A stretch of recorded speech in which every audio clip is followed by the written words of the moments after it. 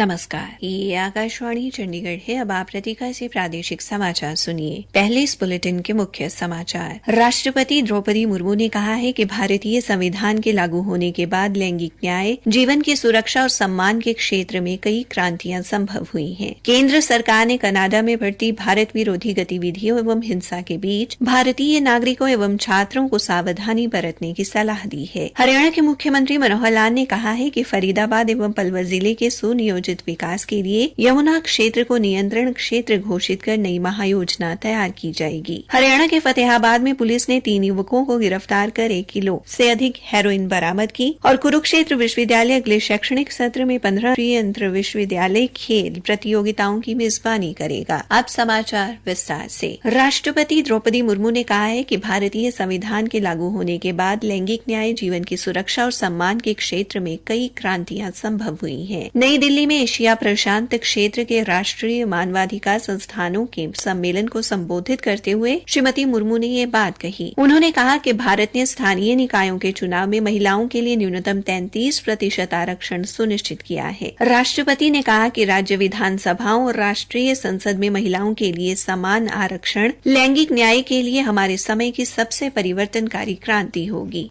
श्रीमती मुर्मू ने इस बात पर बल दिया कि महात्मा गांधी के जीवन और विचारों ने मानवाधिकारों के लिए सार्वभौमिक घोषणा को आकार देने का मार्ग प्रशस्त किया। 2 दिवसीय सम्मेलन में मानवाधिकारों पर सार्वभौमिक घोषणा की 75वीं वर्षगांठ और राष्ट्रीय मानवाधिकार संस्थान और पेरिस सिद्धांतों के 30 साल पूरे होने का उत्सव मनाया जाएगा। इस दौरान पर्यावरण एवं जलवायु परिवर्तन पर चर्चा की जाएगी। केंद्र सरकार ने कनाडा में बढ़ती भारत विरोधी गतिविधियों और हिंसा के बीच आज भारतीय नागरिकों और विद्यार्थियों के लिए परामर्श जारी किया है। विदेश मंत्रालय ने अपने नागरिकों को हिंसक घटनाओं वाले क्षेत्रों और संभावित जगह की यात्रा करने से बचने की सलाह दी है। विशेष रूप से भारतीय छात्रों को अधिक सावधानी बरतने और सतर्क रहने की सलाह दी गई है। भारतीय उच्चायोग और महावाणिज्य दूतावास कनाडा में अपने नागरिकों की सुरक्षा सुनिश्चित करने के लिए कनाडा के अधिकारियों के साथ संपर्क में है। कनाडा में भारतीय नागरिकों और छात्रों को ओटावा में भारतीय उच्चायोग, टोरंटो और वैंकूवर में भारतीय महावाणिज्य दूतावासों के साथ उनकी वेबसाइट या पोर्टल madad.gov.in पर पंजीकरण करना होगा। पंजीकरण के बाद उच्चायोग और महावाणिज्य दूतावास किसी भी आपातकालीन स्थिति में भारतीय नागरिकों की सहायता कर सकेगा। हरियाणा के मुख्यमंत्री मनोहर लाल ने कहा है कि जेवर हवाई अड्डे के साथ लगते हरियाणा के फरीदाबाद व पलवल जिलों के सुनियोजित विकास के लिए यमुना क्षेत्र को नियंत्रण क्षेत्र घोषित कर नई महायोजना तैयार की जाएगी। मुख्यमंत्री ने आज फरीदाबाद महानगर विकास प्राधिकरण की बैठक के बाद ये जानकारी दी। उन्होंने कहा कि फरीदाबाद में वर्ष 2031 तक अनुमानित जनसंख्या वृद्धि को ध्यान में रखते हुए प्राधिकरण ने एक विकास योजना तैयार की है। उन्होंने बताया कि योजना के अनुसार पूरे फरीदाबाद शहर की वर्तमान एवं संभावित आबादी के लिए पेयजल की आपूर्ति हेतु महायोजना तैयार की गई है। मुख्यमंत्री ने कहा कि बैठक में 22 अतिरिक्त रेनीवेल, 70 ट्यूबवेल और बूस्टिंग स्टेशनों के निर्माण से वर्ष 2031 तक जल आपूर्ति 450 MLD से बढ़ाकर 700 MLD करने का प्रस्ताव रखा गया। उन्होंने कहा कि 3000 करोड़ रुपए की लागत वाली इन परियोजनाओं को मंजूरी दे दी गई है। उन्होंने बताया कि बैठक में अविकसित क्षेत्र में सीवरेज प्रणाली में सुधार के लिए वर्ष 2040 तक की आवश्यकता अनुसार 7 नए मल शोधन संयंत्रों, पंपिंग स्टेशनों,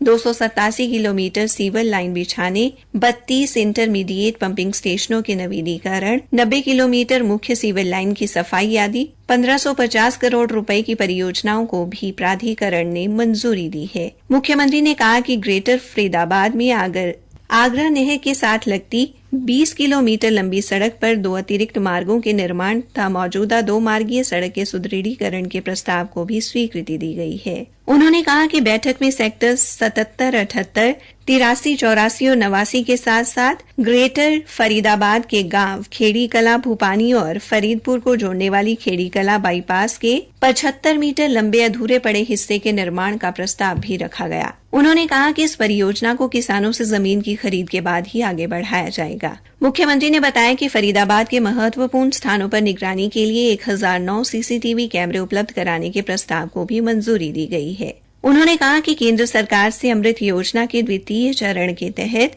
मिले 1494 करोड़ रुपए में से 370 करोड़ रुपए फरीदाबाद शहर को दिए जाएंगे। मुख्यमंत्री ने कहा कि सरकार द्वारा प्राधिकरण को शहर में सार्वजनिक परिवहन के लिए 50 नई सीएनजी बसें दी जाएंगी। इसके अलावा 100 ई बसें देने का प्रस्ताव भी तैयार किया गया है।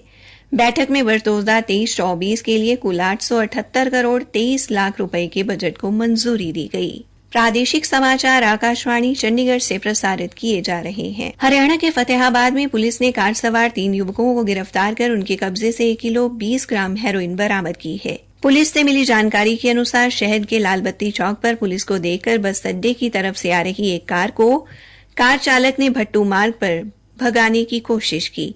इस दौरान कार अनियंत्रित होकर खंबे से टकरा गई। पुलिस ने मौके पर पहुंचकर कार सवार तीनों युवकों को गिरफ्तार कर लिया और कार की तलाशी लेने पर हेरोइन बरामद की। हादसे में कार सवार एक तस्कर को मामूली चोट आई है। तीनों आरोपियों की पहचान महेंद्र सिंह, कुलदीप सिंह और मोहन लाल के तौर पर हुई है।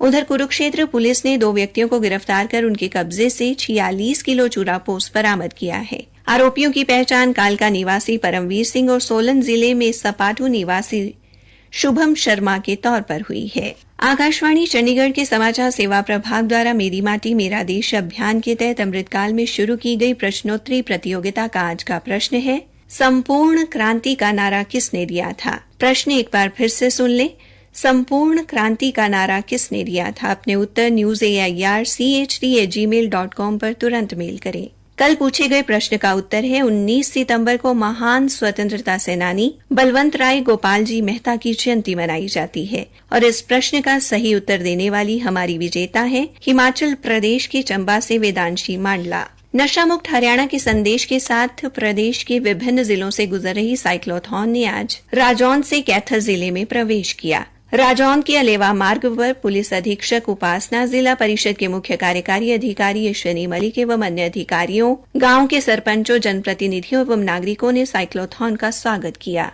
विभिन्न स्थानों पर लोग साइक्लोथॉन के साथ जुड़े और साइक्लोथॉन में शामिल लोगों का हौसला बढ़ाया। भारतीय जनता पार्टी के जिला अध्यक्ष अशोक गुर्जर गांव पुंडरी में साइक्लोथॉन का स्वागत किया। कुरुक्षेत्र विश्वविद्यालय शैक्षणिक सत्र 2023-24 में 15 अंतर विश्वविद्यालय खेल प्रतियोगिताओं की मेजबानी करेगा। नई दिल्ली स्थित भारतीय विश्वविद्यालयों के संघ ने कुरुक्षेत्र विश्वविद्यालय को ये जिम्मेदारी सौंपी है। हमारी संवाददाता ने बताया है कि इस खेल प्रतियोगिता में 6 से 8 हजार खिलाड़ियों के भाग लेने की संभावना है। राष्ट्रीय कैडेट कोर एनसीसी के महानिदेशक लेफ्टिनेंट जनरल गुरबीरपाल सिंह ने आज दिल्ली छावनी के करियप्पा परेड मैदान में अखिल भारतीय थल सैनिक शिविर का उद्घाटन किया। कैडेट्स को संबोधित करते हुए उन्होंने कहा कि शिविर उन्हें रोमांच, अनुशासन और सम्मान से भरपूर जीवन का अनुभव देगा। सभी राज्यों और केंद्र शासित प्रदेशों से 17 एनसीसी निदेशालयों के लगभग 1500 कैडेट 12 दिवसीय शिविर में हिस्सा लेंगे। पंचकुला के उपायुक्त सुशील सारवार ने आज जिले के गांव मौली स्थित जवाहर नवोदय विद्यालय में 3 दिवसीय 31वीं राष्ट्रीय खो खो प्रतियोगिता का मशाल जलाकर शुभारंभ किया।